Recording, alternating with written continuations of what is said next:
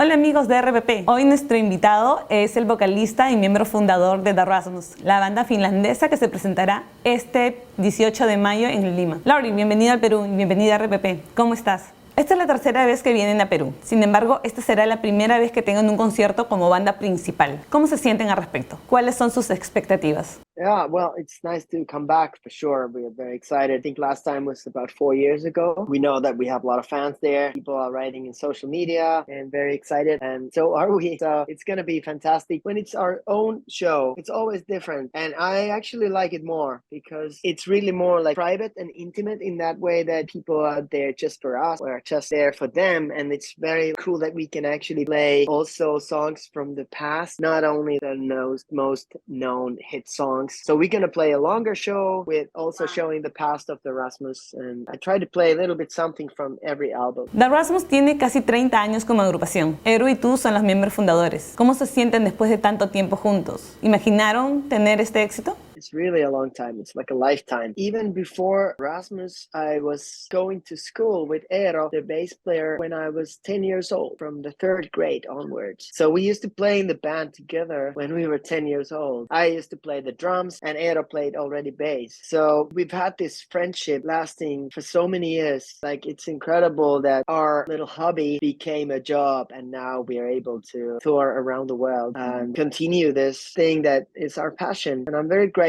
for that, but also it's been a hard work. You know, sometimes things don't go right and it's not always easy with the trends and stuff. You know, like rock music has not been very popular the last 10 years. I think it's been more like electronic music. So you just gotta keep fighting and grinding your thing and keep in contact with your fans and all that stuff. And I think rock never will die. I mean, it's always gonna be there. Things just go in these kind of cycles. And for now, I feel that it's coming back. There's more rock bands and new bands too coming all the time. It's a wonderful thing. La banda ha tenido algunos cambios y cada nuevo miembro ha traído algo valioso a la banda. ¿Cómo han cambiado musicalmente en estos años? Yeah, well, we have all grown up in this band. When we started, we were just teenagers, 15 years old. The world was kind of different and, you know, the view of the world was different. And then you learn more. We traveled a lot. I traveled even before the band was successful. That was my hobby. I spent all my money and all my free time in traveling. I would go alone, just take my backpack and go somewhere in Africa or Thailand or somewhere like crazy and just have adventures, just meeting people. When I was alone, it was easier to get in touch with new people and it was fun. So I think all that information, whatever I've learned along the way, it has changed me because, you know, I've become who I am. And same thing with everyone else with the band. Also, the music has to evolve and take new shape. That's very natural. I think you always have to be true to your art and telling your story. And when you grow up, your stories are different, of course. Hablas de la evolución musical y de tu crecimiento personal. ¿Quisieras experimentar con nuevos instrumentos, nuevos ritmos, tal vez? Yeah, why not? I think it's always nice if I get a new instrument in my hands. I just bought this thing from Hawaii. It's like a finger piano. It's made of like metal and wood, and it's like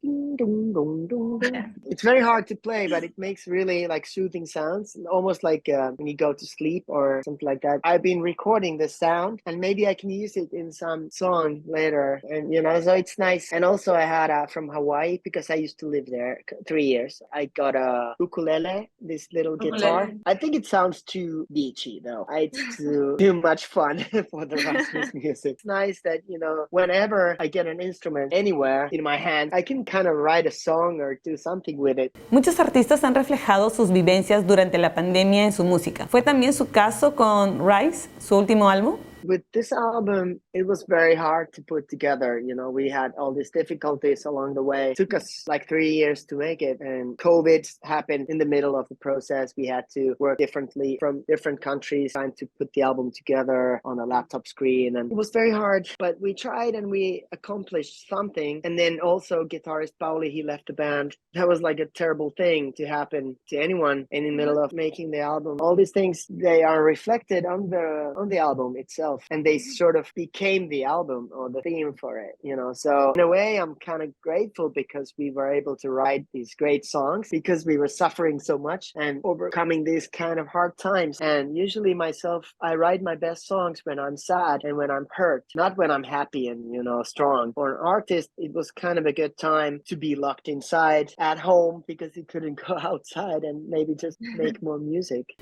¿Qué mensaje le puedes dar a los jóvenes que han crecido junto a ustedes, junto con su música?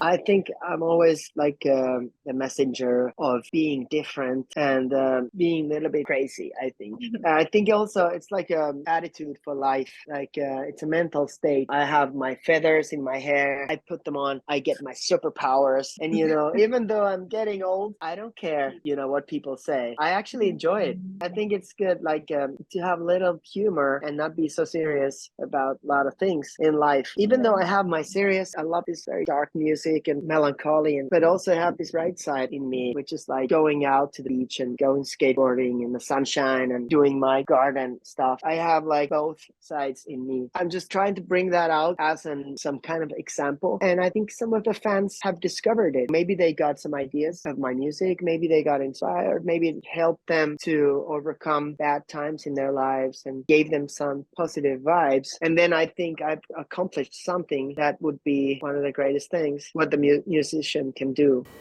Creo que esa mezcla de personalidad es la que hace que la gente los quiera tanto. Y hablando de fans, se habla siempre de la pasión de los fanáticos latinoamericanos. Ustedes que han viajado por todo el mundo, ¿cómo diferencian a esa fanaticada? ¿Cómo es el público peruano? There are different Latin American audiences are very passionate and loud, and sometimes louder than the band itself. It's really flattering to be there on stage when people are like, going nuts. It's fun. Also, I think the feeling, when I look at their faces, they're like more like smiling than maybe, let's say, in Northern Europe. People are more like serious and they have a different approach. They still enjoy the concerts. I'm not saying that because I'm like that myself. When I go to a concert, I'm not like screaming unless I'm really drunk. I think I'm more like just observing from the side and kind of staying in the back row. And so I think it's very European thing to be kind of cool like that. So, but for the artist, it's a little bit more boring because you want to feel the audience. And I love the fact that they have their flags and like they have made signs and stuff like that. So it really makes the concert feel worth all the traveling, you know, coming from the other side of the world, you know, when people are crazy and really welcoming you. Finalmente, ¿hay algo que quieran lograr como banda o a estas alturas solamente quieren disfrutar de su música y de su arte? I think just keep going. That's like all I want. I'm not after big riches or, you know, achievements or awards, stuff like that. I really, when I've come older, I realized a lot of things like what is valuable in life and the fact that I can just do my music for a living. And if I can feed myself and my family, that's enough. You know, I really want to do this. I love writing songs. I love being in studio, recording them, and I love being on tour. So if I can just keep doing that for 30 more years, I would be super happy. Muchas gracias, Lauri. Gracias por la entrevista. Nos vemos este 18 de mayo en el concierto. Gracias. Thank you. See you. Bye. Bye. Bye.